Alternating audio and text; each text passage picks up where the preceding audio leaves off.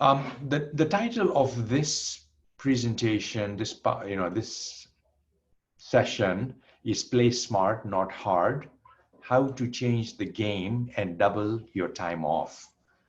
And doubling time is the biggest asset we have here, right, as human beings. Once it's gone, it's gone. Why is that important for you? Why is doubling your time important for you?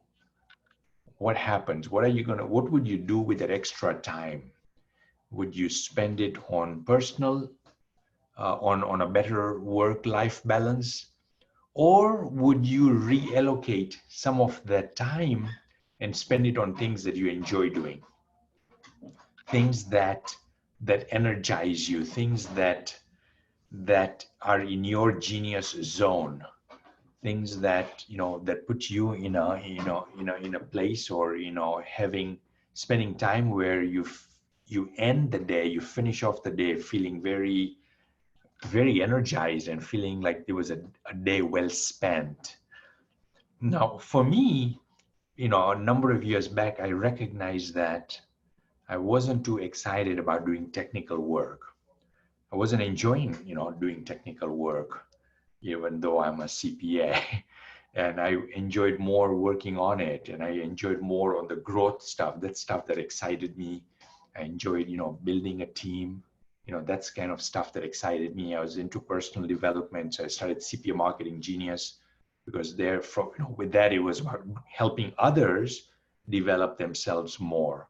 So, kind of talking, from my standpoint, because I recognized that and became aware of that, I knew I had to create a practice where I had the least amount of involvement in the technical work, right? So for me, that's my genius zone, is working on the practice, working on growth, not on the technical side of it. My genius zone is helping fellow practitioners, growing their practice and so forth, right? So what would you do with your, if you had more time? Awesome, great, good stuff, guys. All of you guys kind of said you can hear me and see me and all that. So, rhetorical question, maybe not. Feel free to share. What would you do with that extra time, for yourself? And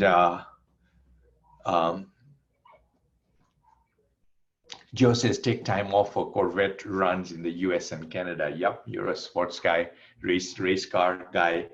So you enjoyed that, and that's great, awesome. Lee saying, if I had more free time, I'd sleep 8 hours every night. Oh man, you should. Regardless of, man, you cannot be that busy that you cannot get 8 hours of sleep, because I shot a video the other day, and I talked about how important that is. One of the things that is, out of 5 things, besides eating right and exercise and so forth, how important sleep is.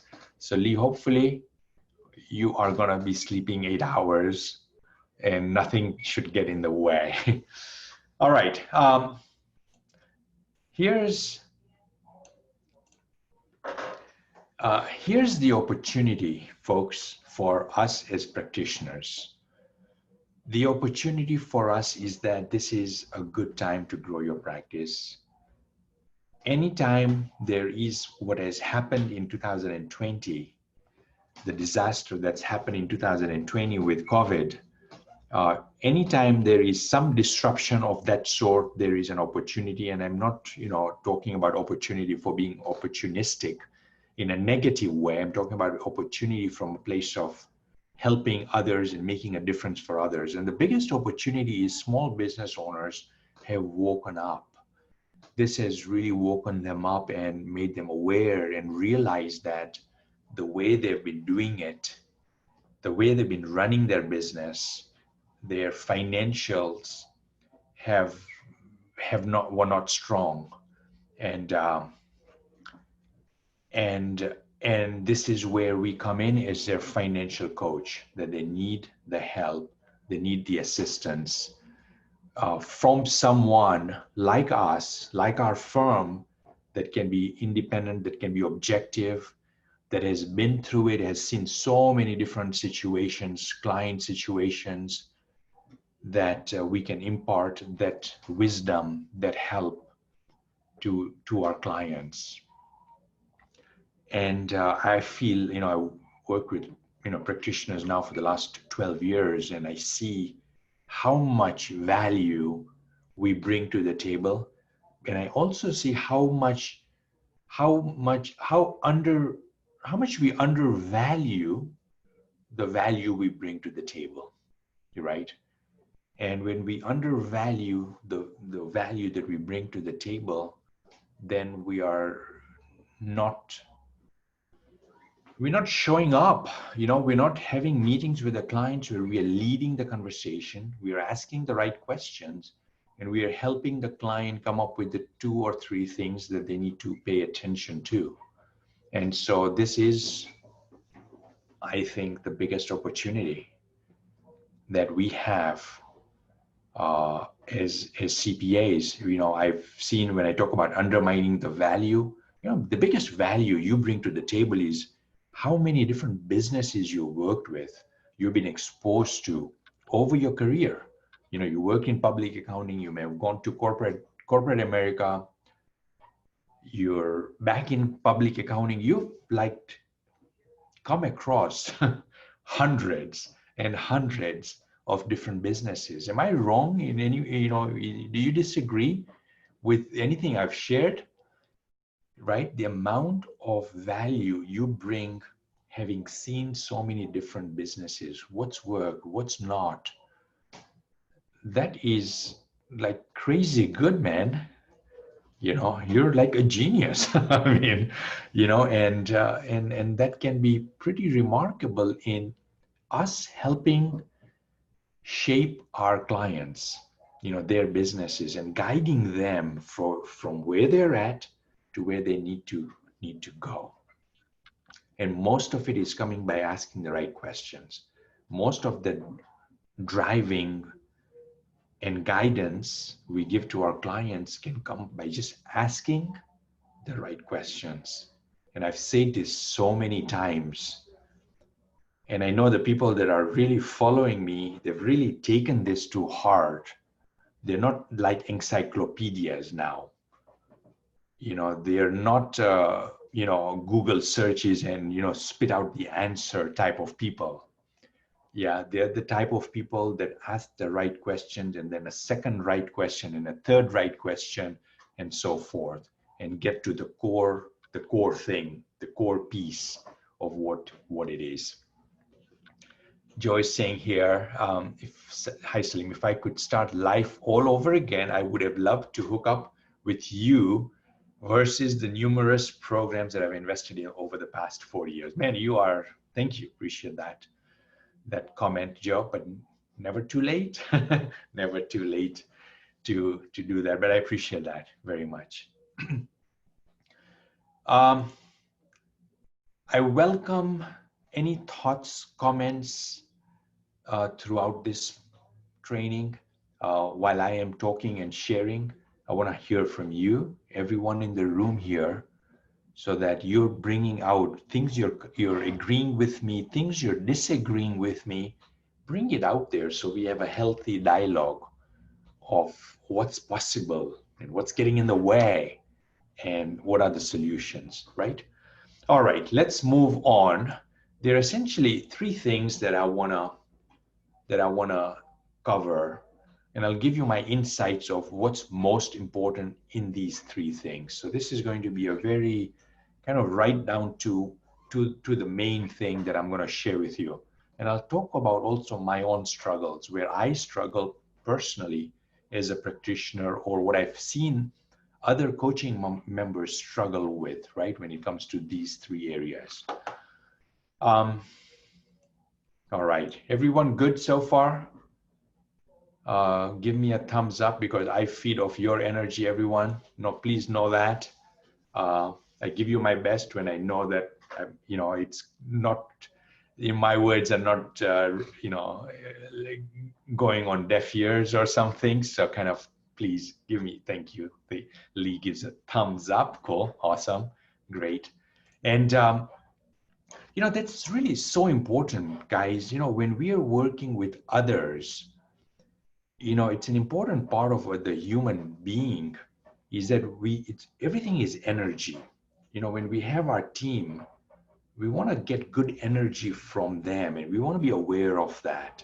When it comes to clients, it's got to be two-way, and you want to get that reciprocation of that energy. So find team members and clients that are going to be that are going to energize you as well, right? So we always kind of want to be, we want to surround ourselves with that, things that are going to uplift us, things that are going to energize us, things that are going to make us think, change our perspective perhaps, or look at things in a different way.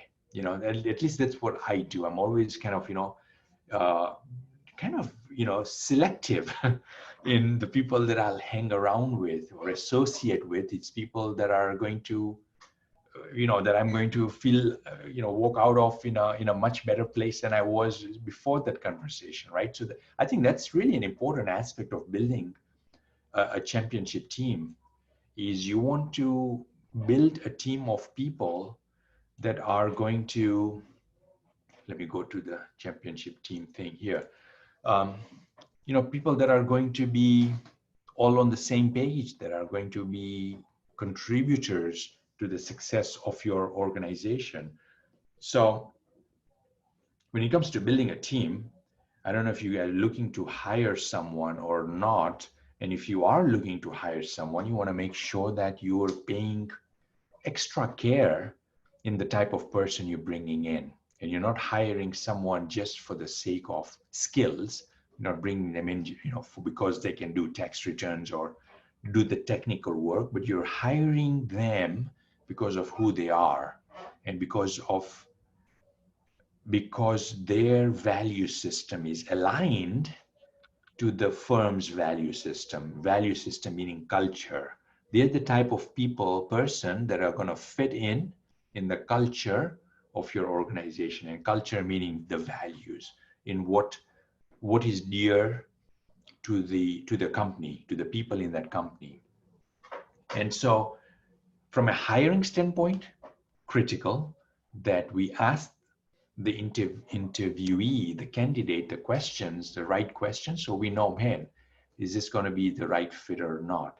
Yesterday, I don't know, I had a coaching, a call with a coaching member, Mauricio. He's in Colorado, Longmont, Colorado. New coaching member, just recently started the program. He's looking to, build his team, looking to hire an admin person.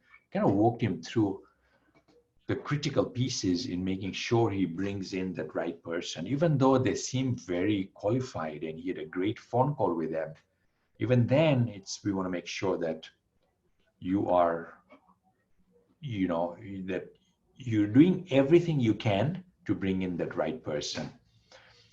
Now, when it comes to your existing team, you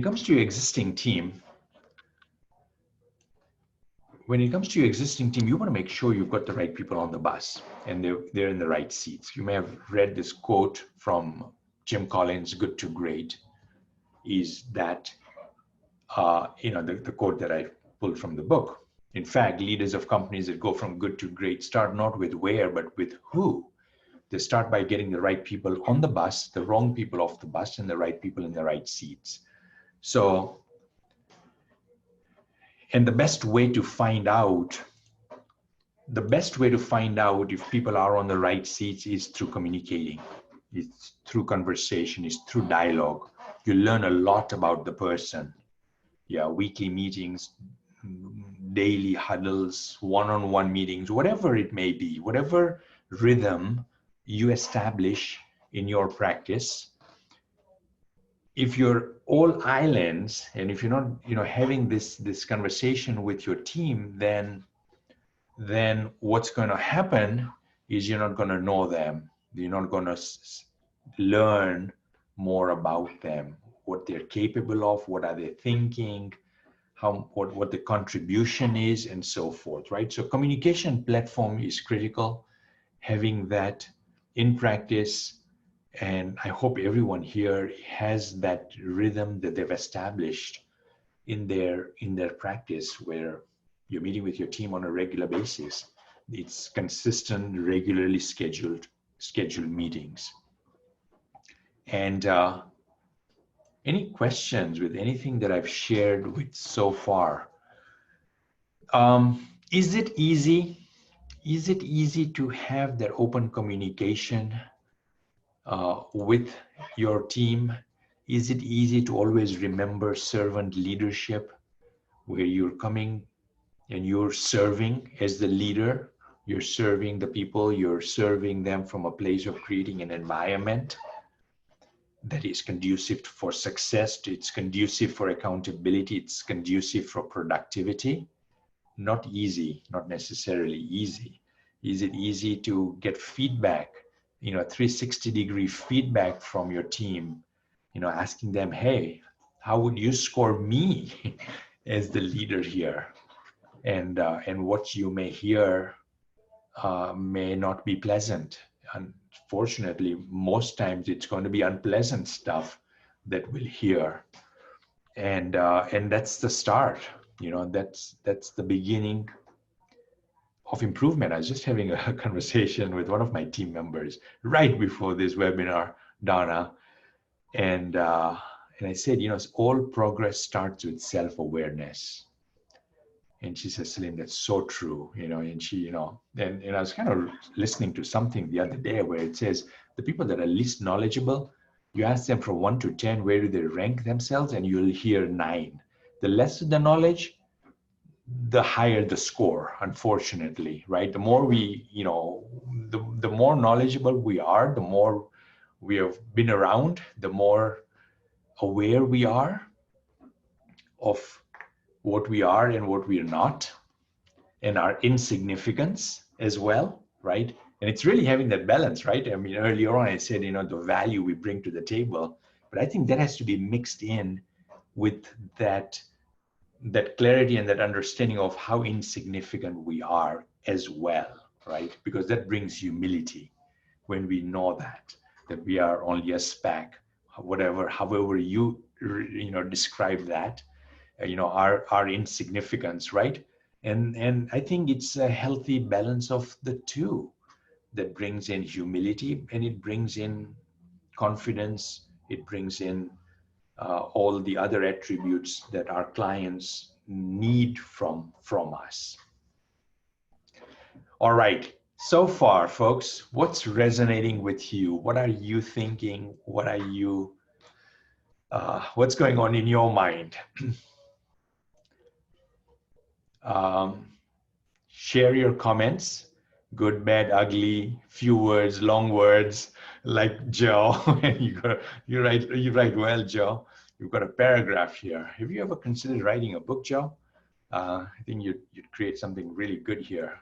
Hi, Salim. I think I would like to share that if I could have saved the clients that I chased off with too much work and high fees and just work on what they wanted, my practice would be 3 times the size it is with great clients. All right, let's, yep, Joe, I see the second part where, you and I have a dialogue about working together. So let me come back to you on that. Just making a note because I won't be seeing these comments after the call. So Paul, so far, so good. Awesome, great, super. Hey, what about the rest of you? Want to make sure everyone's in this conversation and everyone's benefiting from the conversations, the dialogue, the topic, etc. Who said, hey, Victor, I want to hear from you. Yolanda, how are you? Mike, how's it going, buddy? Want to hear from you. What's resonating with you so far?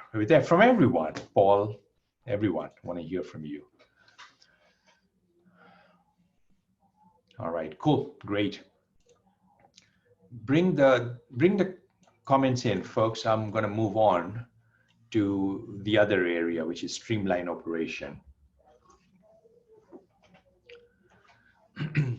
Streamline Operation, what I mean by Streamline Operation is having documented systems and processes in place how to, things are done in a certain way, and having that documented so that, it's common sense, right? I mean, if you want to bring in someone new, they have a process, they have stuff they can follow, so it's such a huge thing to have the basic stuff written up, right? You don't have to go too crazy, but we got to have the basic stuff written up. If I, as a newbie, came to your practice and as the new accountant, like, is there a roadmap? Is there stuff, processes, procedures, or if I'm the new admin in your office, will I be able to, take stuff and follow along? And that's what you want to work towards, and that's what you want you and your practice to work towards, so that it becomes easy to delegate things. There's not much reinvention taking place. It's just faster, better, more efficient when you have that in place. And what I would do if I were you is understand, kind of become aware of what are the main things that you want to document. What are the areas that, the 5, 7, 10 different areas, things that you want to document, things that are getting in the way of revenues. Maybe you don't have a client onboarding system, and every client's coming onboarded in a different way. So maybe that's what you need. Maybe you don't have a new prospective client, a client inquiry, a prospective client inquiry coming in. You don't have a process for that. Maybe you don't have a process for ordering supplies. Maybe you don't have a procedure written up for, just so many different areas in your practice. Identify the 5 or 7 or 10 that you want to get documented, and then delegate it to the right team members in your organization, saying, hey, Susan, if you work the closest to these processes or procedures, why don't you document it? And having Tony document stuff that he's doing, and so forth. Business formations, business dissolutions, if there's stuff on the technical side that you want documentation on. And in the simplest way, I mean, that's what Streamline Operation is.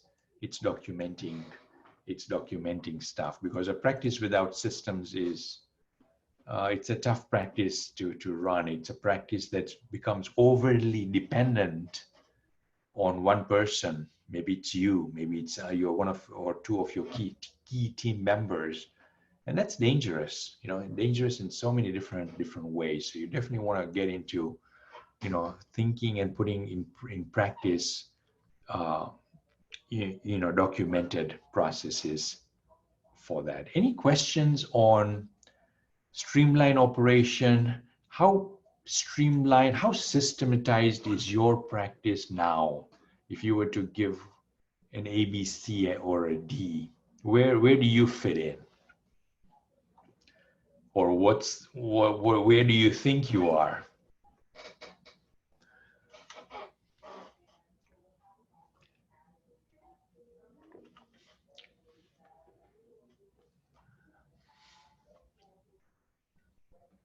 No right or wrong answer.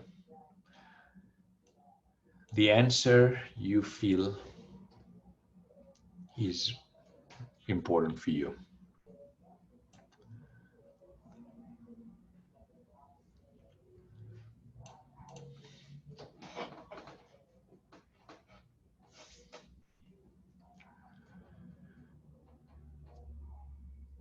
Paul saying C, but we need to document the systems for future employees.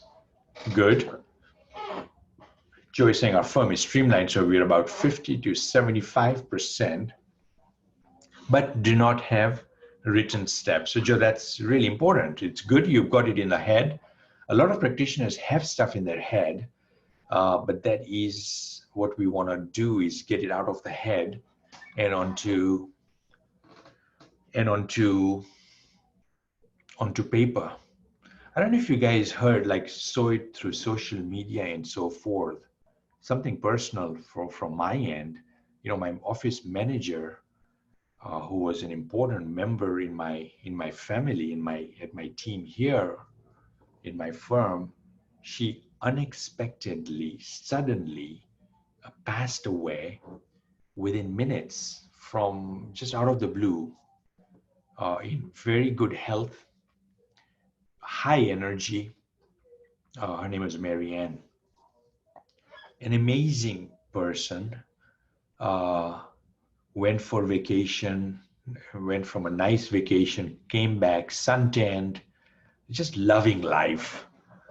And she's back in on a Monday.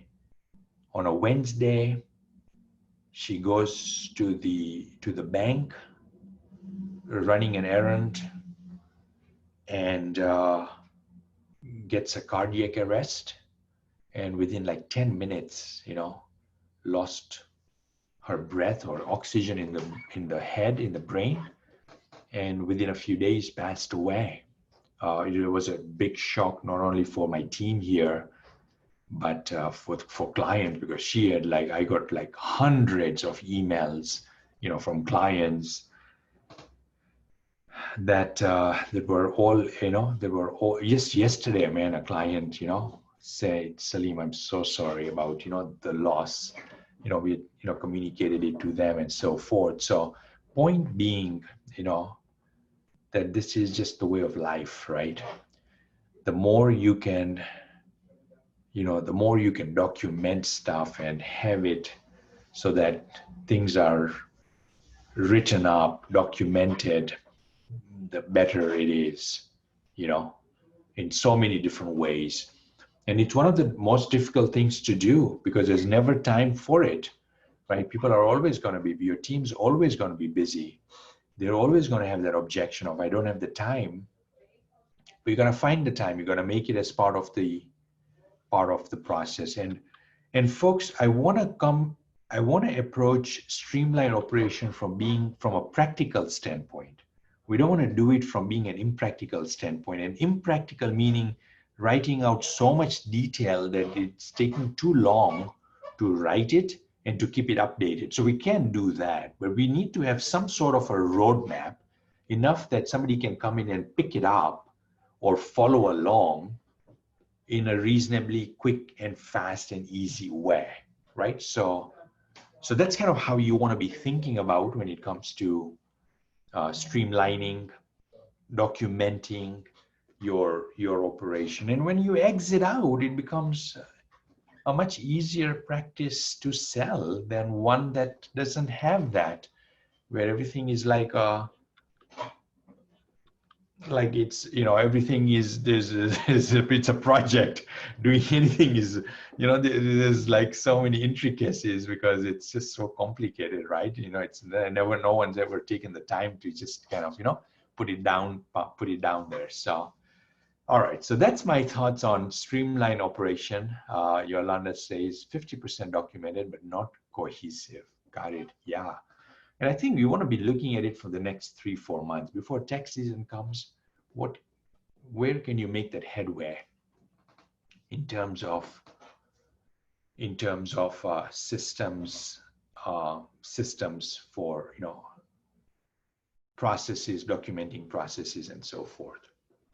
Mike saying about 25 to 30% need to work on this. Got it? Yeah, cool. Hopefully what I shared with you here, folks, was useful. All right, so I clicked on this, the Genius model, right? And this is my framework, the framework that I use, which is, I think, really puts everything into perspective. And when I talk about a framework, it tells you on one page what are the areas that you want to pay attention to. If you want to create a lifestyle practice that is giving you the freedom, the income, and the impact, you want to work on these 3 areas: client attraction, championship team, and streamline operation, right? And then the outer layer is 9 practice accelerators. With client attraction, you want to fill up the pipeline with the right clients, not the wrong clients. Bringing the wrong clients, disaster. Hundreds of clients, paying all kinds of fees and all kinds of services that this one wants this one wants this. That's like creating a monster, right? In a very literal way, you're creating a monster, because Servicing a practice, keeping a practice alive and profitable and having that work-life balance is near impossible if that's the modus operandi, right? So we want to fill up the pipeline, but with the right clients. We want to build authority so that we are positioning ourselves as an expert and the go-to person, and then we want to have skillful conversion, right? Prospect to client done in the smoothest, best, fastest way possible, helping prospects identify their 100K problem rather than the 10K problem. So all that's part of like skillful conversion, right? Having meaningful conversations with prospects where they tell you everything that's not going well, and they tell you where they want to be, and you offer them a solution that is going to be the right fit. And this is where the value, the real value that we bring to the table, right? As practitioners that I shared earlier. So client interaction, we've got 3 practice accelerators. With Streamline Operation, we've got 3 practice accelerators, the right fee structure, providing a 5-star service, and then systems, which we just spoke about. And then having the right team, goals, having annual, goals for the 12 months, having goals for the next 3 months, 4 months. So really being very methodical and very systematic in creating written goals and having the whole team work on those goals, right? Smart hiring and then winning culture. Those are the 3 practice accelerators there. And the reason I bring this the genius model is not everything in your practice is running at 10 out of 10 now. So I want you to identify and think for yourself, what are the areas that you need to pay the most attention now? With what you observe and what you're seeing, what are the areas that you feel are the areas that are reds, right? Which area has the most red circles? And write it out, share it. What are the 1 or 2 areas that you feel you want to get started with, like in the next 10 days or the next 2 weeks? You're like, man, this is a red area. I want to really pay attention to this. What are those? Because every practice has them. There's some that are red, there's some that are yellows, there's some that are greens. And our goal should be always getting the reds to become yellows and the yellows to become green and the greens to become dark green or whatever, right? So what is that for you? What is that red area where you say, man, I really want to pay attention to this. I want to get this working as quickly as possible.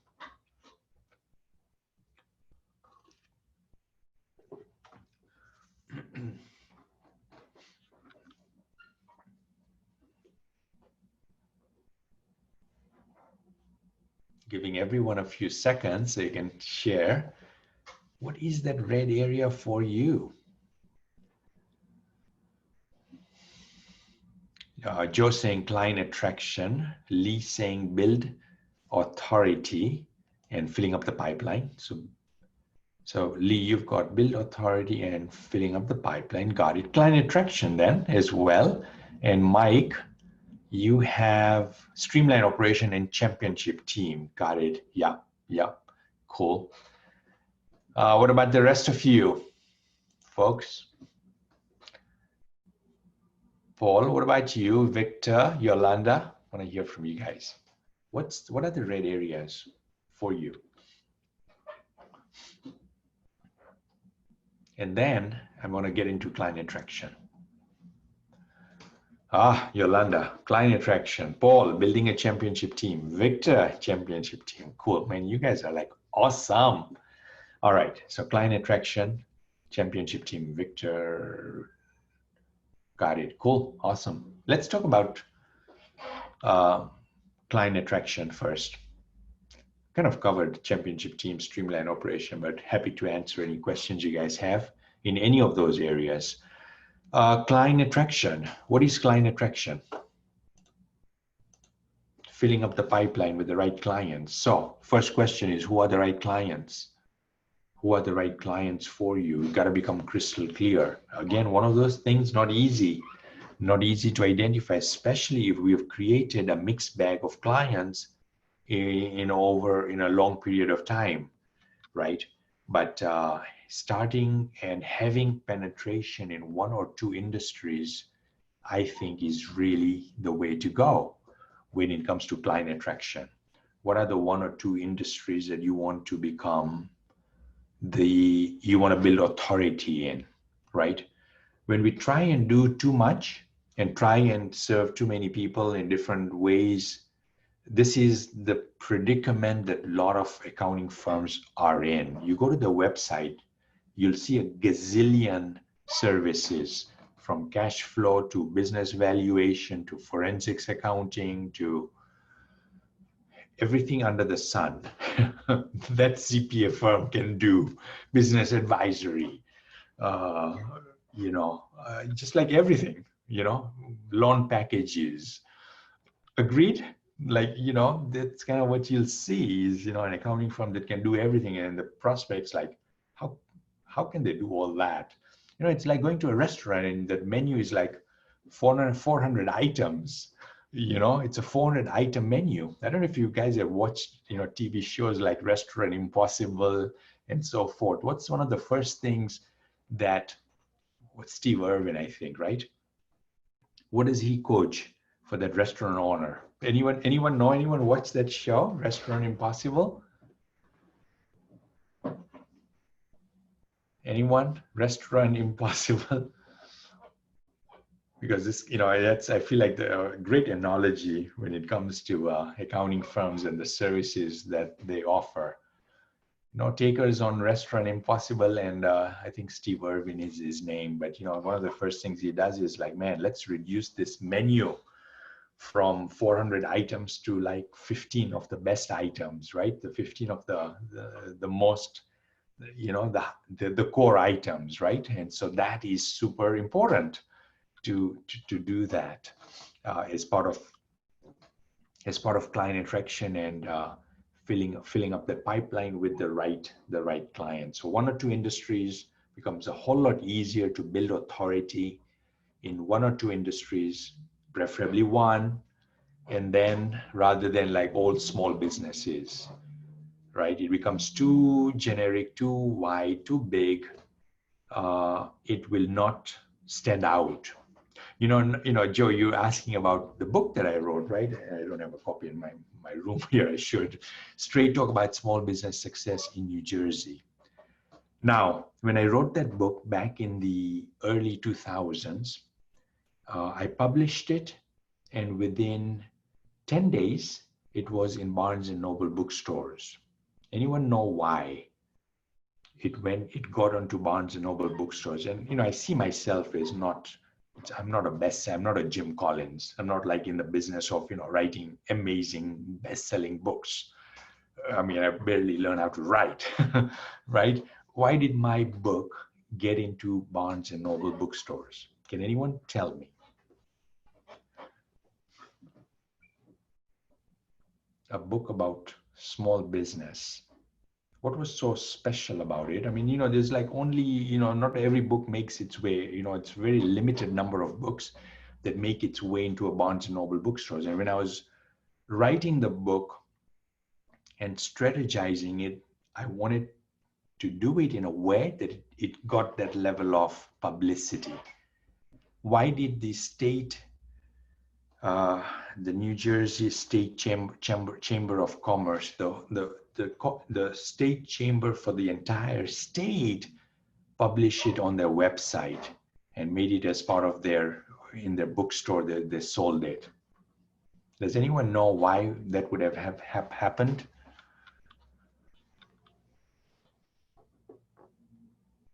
Any takers? Why did my book stand out of all the business books? Come on, guys, let's have some fun here. If you don't know, just write "don't know." Then I know that you're not thinking about it. Because the worst thing is I tell you the answer and you're like, man, I almost had it. All right, Paul, don't know. So the reason it got into the bookstores is because I made the title of the book Straight Talk About Small Business Success in New Jersey. I niched it. I niched that book. And this was an idea that was like 20 years back. But somehow, like, man, I cannot compete with all these best-selling books coming out, Malcolm, whatever, this and this and this, and some amazing stuff out there, right? And so that's what I did, is I niched it by state, straight talk about small business success in New Jersey. So I started with that, got into Barnes and Nobles, the State Chamber of Commerce, picked it up. They said, wow, this is a book just about our state.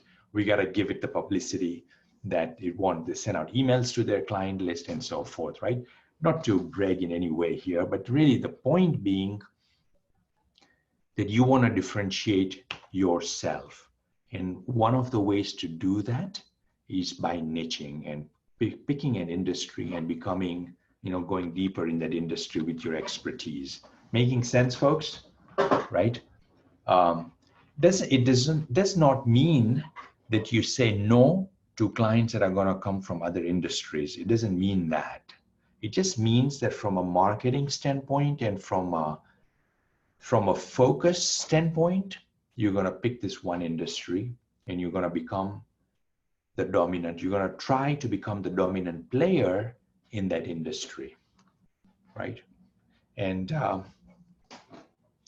it goes against the grain of how we're thinking or how we've come through so far, in our practice without that level of that type of thinking. But what I'm asking and telling you and strongly suggesting is that that's the way that you want to approach marketing, right? Focus, be more focused in that industry. One of the things that my mentor, Dan Kennedy, shared with me a number of years back is that every business owner thinks their business is different. Every business owner thinks their business is different. You as a practitioner think that your accounting practice is different than other industries. You're probably thinking that your specific practice is different than other practices. And while there is truth to that, there is also, it's a lot of universal stuff here, right? One industry, there's a lot of stuff that really applies to all industries. And so from a marketing standpoint, every business thinks their industry is different, their business is unique. And if you go to them with that languaging that you understand them, and because of that, you've specialized in that industry, or you've got a lot of knowledge in that industry, that wins you over the competitor, the other accountant, who is coming to them as like, I'm a CPA that does, that handles everyone. Folks, is this making sense? Because this is one of the most important things from a client attraction standpoint that you want to hone in on, is you want to fill up the pipeline with the right client. So we need to become very clear about who that right client is. Lee saying yes. What about the rest of you? What questions do you have? Where are you stumbling? What are you thinking? What are you wondering about?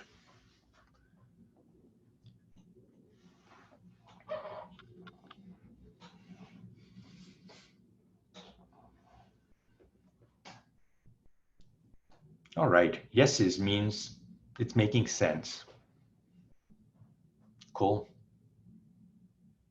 Think about what that one industry would be for you. It's an industry that you enjoy being in. It's an industry that is growing.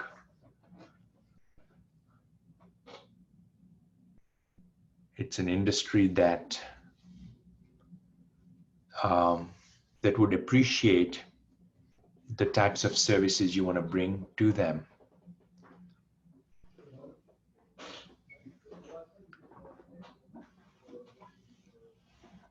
Any questions so far, folks, when it comes to Yolanda? Great question. And I know, Joe, you asked a question about the book as well, which I didn't read, but I just kind of saw the book there. Let me look at yours and then come to Yolanda's here. She's asking, by the way, I mean, I should say, ask because I'll forget. Yolanda says, besides writing a book, what other things can be done to build authority? I'll come to your question, but Joe, I know you had said something there. Do you still offer the book you wrote to me, you wrote to be offered to our potential clients and existing clients? Have you modified this for the Canadian market and Canadian tax system, which is very different? I've seen a number of them in Canada, maybe called a different name, appeals to the general public and people interested in small businesses. So, so Joe, you've been, we've been around together for a number of years. And back when, I think when I did the conference, the super conference in Chicago is when I launched it. And this is probably 6 years or so back when I launched the book program, and I essentially licensed my book, Straight Talk About Small Business Success in New Jersey. And to practitioners all across the country, different states. Did not do one, Joe, in Canada, and that program, I don't do that program either because I have a number of licenses, and you were like, I just did it when I did it. And yeah, so it's not available, really for any CPA, regardless of where they are in the country. So book is definitely a good way to build authority, but it takes a lot of time. Writing a book is, a tremendous amount of time. To get it from the beginning right to the end, it's a massive effort. So Yolanda, I hear you. Doing the book is time consuming and so forth. It takes a tremendous amount of effort. So what else? What else would you do to build authority? So many different ways to build authority. Webinars, this webinar here is an example. That's a way to build authority. So do a webinar for your clients on a subject that would be of interest to them. I've got one practitioner, Hiromi. She's built her practice on webinars. So webinar is an option, a podcast, doing a podcast, writing articles, creating content, creating education and sharing it. Social media, Facebook Lives. You've seen me do more and more of those. Once I started, I realized what a Facebook Live is and then how to do one. But like anything else, the first time it's going to be tough. And then as you do more, as you do them, you'll become more comfortable, doing them. So this is all different ways of, getting content out there. And pick and choose what you're comfortable with. If you like the writing part of it, then do stuff that's along the lines of writing. If it is stuff that is more in person or video or talking, then choose, medias that are more in line with that. And yeah, any questions on anything that I've shared with building authority, Yolanda, you or anyone else?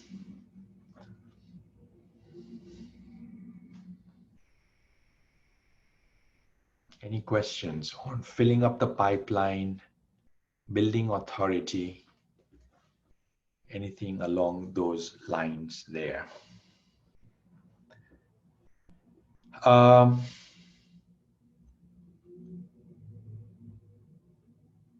What I would say is, building authority, it's front-loaded work, meaning the effort is done in the beginning, but the dividends come to you over a long period of time, right?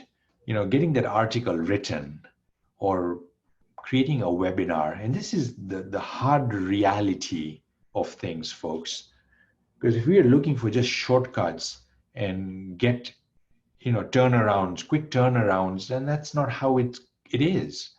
Putting a webinar together, creating the PowerPoint, it's going to take some work, okay?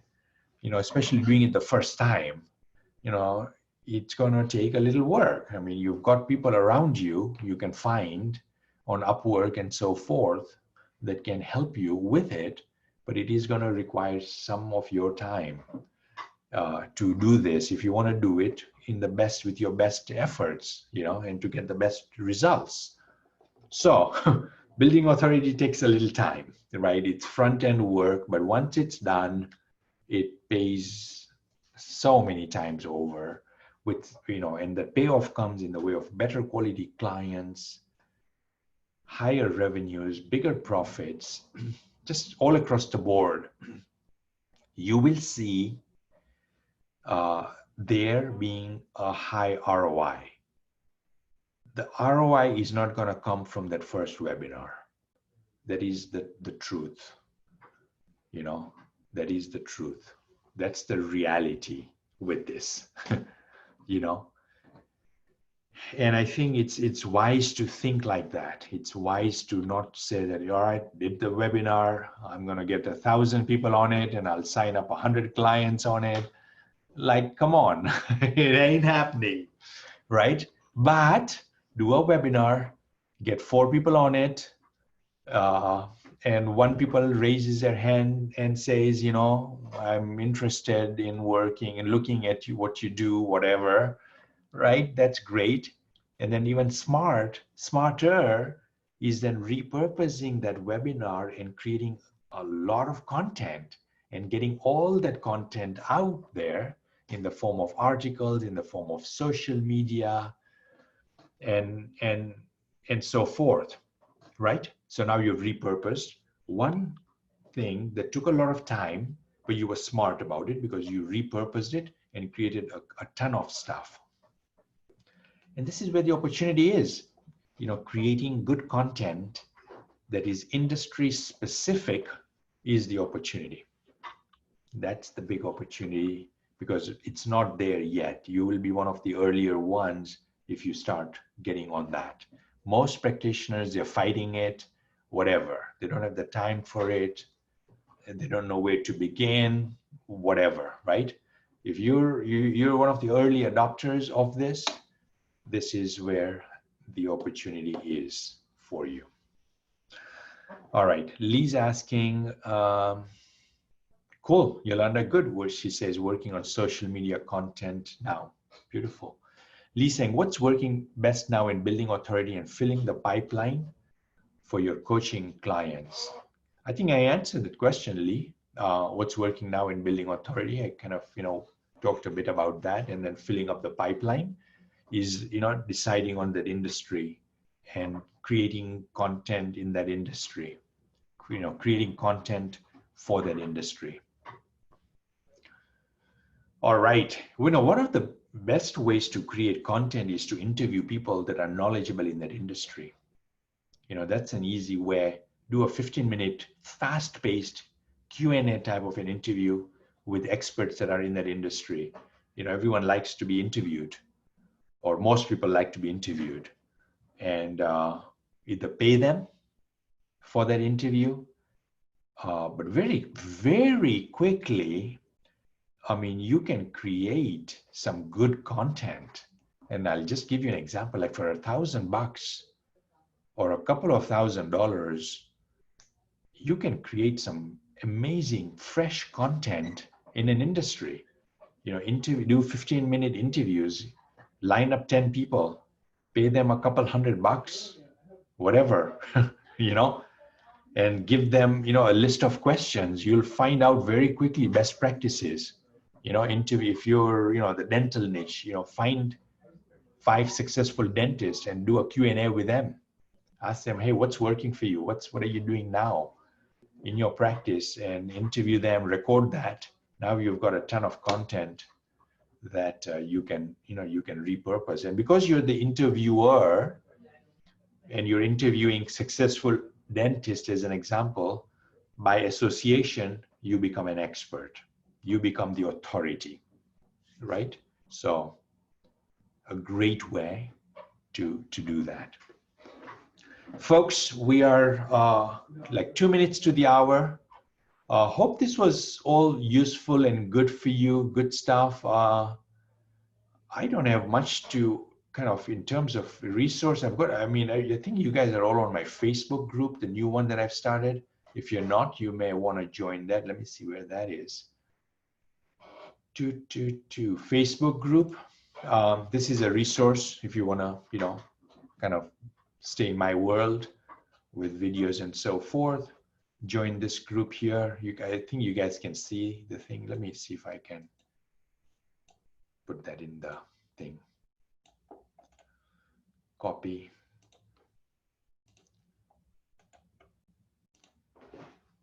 Feel free to join it. It's a free group. All right, everyone should have the link for that. Free new Facebook group called Successful CPA Practice Owners. All right, if you want to, if what I've shared with you resonated with you, you want to continue, you want to have a conversation with me one-on-one, here's my email address. Shoot me a quick email saying, hey, Salim, let's jump on a call.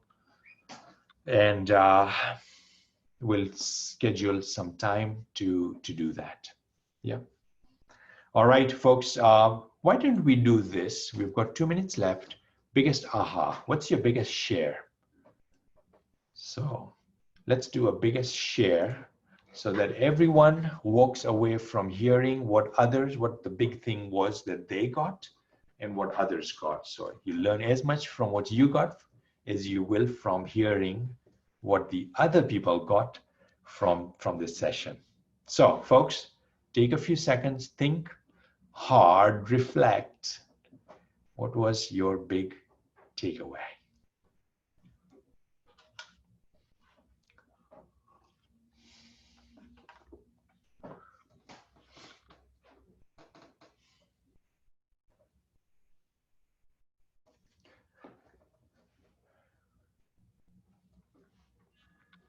Biggest aha.